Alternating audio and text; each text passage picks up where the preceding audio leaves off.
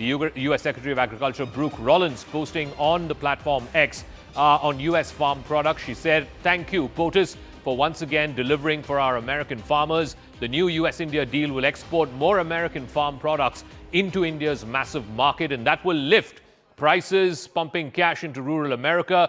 The MAGA base of Trump, a lot of them are in rural America, and he wants to ensure that he has something to show for them ahead of the midterm elections later this year. In 2024, America's agricultural trade deficit with India was $1.3 billion.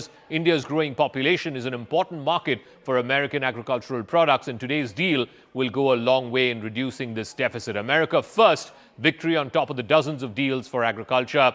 But this, of course, has become a pain point, a big political point here in India as well, even as the parliament session is on. The Congress has reacted to it. Shama Mohammed of the Congress has said that the U.S. Agriculture Secretary says that the new US-India deal will export more American farm products to Indian markets. Prime Minister Modi must tell us what compromises he has made in the agriculture sector that are going to hurt our farmers. Also, Indian products facing 18% tariffs, while US products face zero tariffs, along with conditions to buy US products worth $500 billion.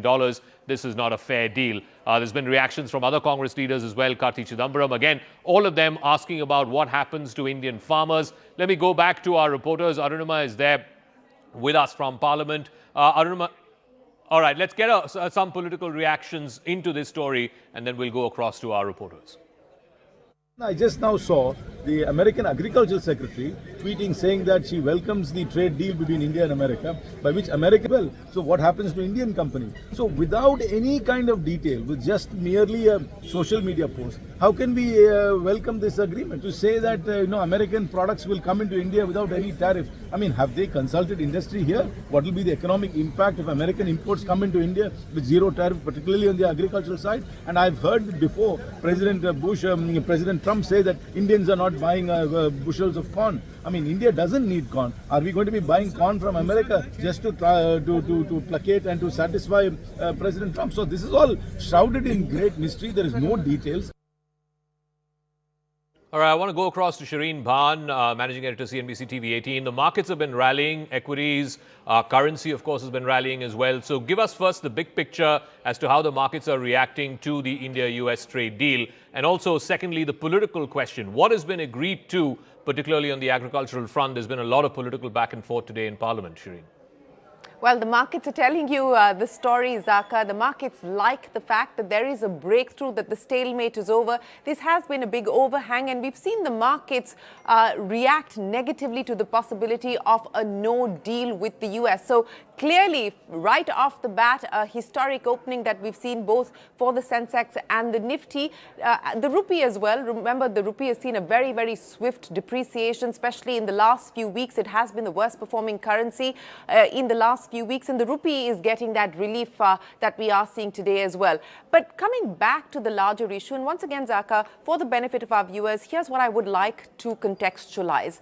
What has been agreed on between India and the US overnight is not the large omnibus bilateral trade agreement. That is separate. As the Commerce Secretary Rajesh Agarwal explained to me in my conversation with him just 2 hours before the announcement came in, what was work in progress between India and the US was a reciprocal tariff framework to address the reciprocal tariffs, which means that the framework that has been arrived at, that the so-called deal that has been arrived at between India and the US pertains only to goods at this point in time. The larger bilateral trade agreement is for a later date. It's a complex issue in his own words, the Commerce Secretary's words, and he said that that will be addressed and dealt with later. Now, let's talk about what President Trump claims, because he claims many things, Zaka, and we've seen that being typical of what President Trump says. Now, he says Russian oil, zero. Now, India has maintained so far that even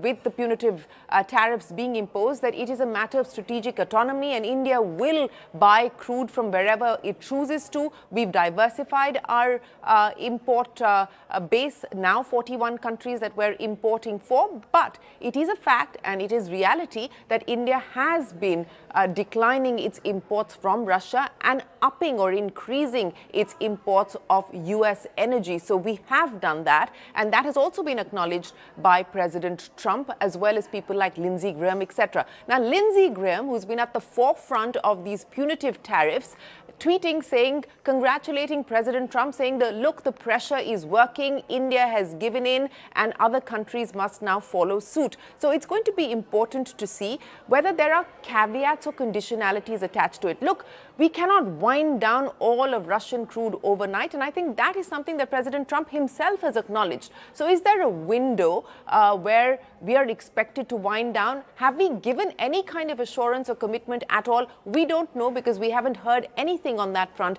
from the Indian government. So that's one big question mark. Now, on the issue of what President Trump says, that India has agreed to buy more from America, whether it's defense, aircraft, agriculture, and so on and so forth. Again, in the communication that we've seen so far from the Indian side, there has been no confirmation on any number or any specific products that have been committed to. On agriculture, Karti Chidambaram there was bringing up the tweet of the U.S. Agriculture Secretary, who has also congratulated President Trump. Now, you know, are we given to understand that these will be a select set of items, pecan nuts, walnuts, and so on and so forth, or will it be anything more than that that India has agreed to open up its market for and reduce tariffs on? That is going to be an important question to see. Also, you know, you have to understand that you're dealing with President Trump. He is going to tweet what he wants to tweet. He is going to say what he wants to say, and you know, we will have to measure our response, and I think that is why we haven't yet seen a response from the Indian government addressing some of those issues, specific issues that have been raised by President Trump. But we're given to understand that Commerce Minister Piyush Goyal is on his way back now from Mumbai, and perhaps will speak in Parliament and maybe address some of those issues. But those are the question marks, Zaka. But you know, outside of all of this, the fact that both these two strategic allies, these two strategic partners that had seen a big decline in the relationship, and the question that was being asked was, is this an irreparable damage to the India-US partnership? I think the breakthrough that we've arrived at yesterday does provide some relief that at least both sides are now seeing some convergence on issues. Separately, and I want to highlight two quick other aspects, that while there has been this sort of, you know, overarching headline decline as far as the India-US relationship is concerned, but on the side, we've continued to see the US engage with India on matters like defense. The Defense Cooperation Pact in place for another decade. In fact, the Defense Secretary yesterday saying that the spillover, in his words, or what is happening on the trade front has not impacted the defense relationship. Similarly, even on critical minerals, we have the ISAT, a pact for critical technologies. Ashwini Vaishnav was in DC just a month ago. That has also not been impacted by the spillover of what was happening on the trade side. So there are elements of the relationship that have managed to sustain themselves, even though on a headline basis we had this tariff war on between the Trump administration and our government here. So it's going to be important to lay all of this out in context. It's also going to be important to see whether there are caveats and conditionalities attached to this. But again, as I'm pointing out, this is a reciprocal tariff framework. It is not the bilateral trade agreement. All right. Thank you very much for joining us, Shireen Bhan from CNBC TV 18, comprehensively explaining what has been agreed to between India and the United States last night, courtesy that Truth Social post by President Trump, and of course, Prime Minister Modi putting on X, thanking President Trump for showing the way and arriving at this deal.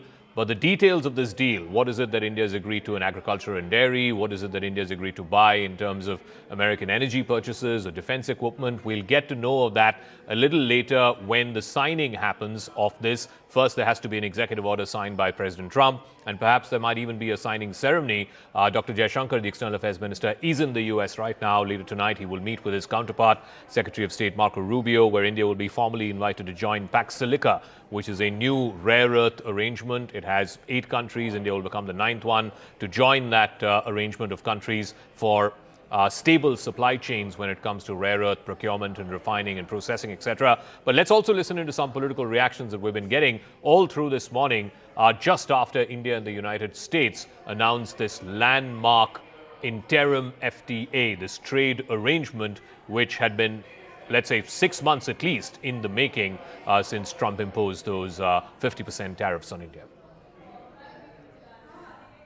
This is an insult to the parliament, one, and this is a Narendra surrender 2.0. India surrendered to Trump dictator. Why would you say so? The tariff for Indian goods is 18%, and for American goods is 0%. Tariff and non-tariff barriers will come down to zero.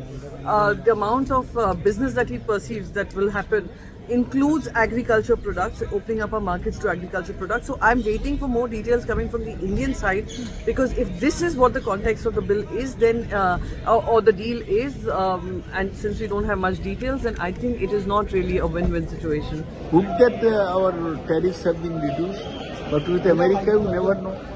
One day they raise the tariff, the other day they reduce the tariff. Our Prime Minister Narendra Modi was congratulated today in the NDA meeting for this big achievement of the trade deal.